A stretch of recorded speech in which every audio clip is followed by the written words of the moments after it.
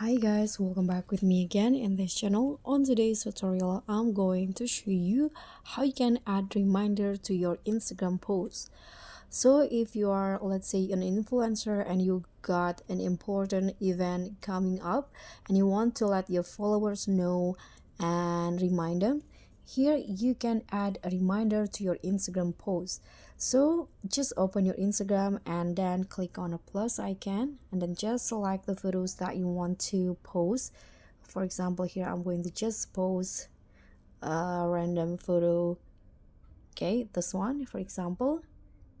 Here you can click on next again, and then here if you under the captions, if you want to, there will be this add reminder button.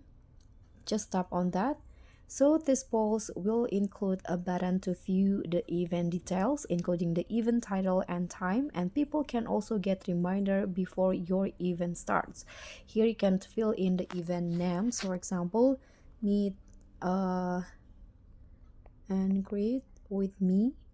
For example, here you can also adjust the start time. Here I'm going to go with September, and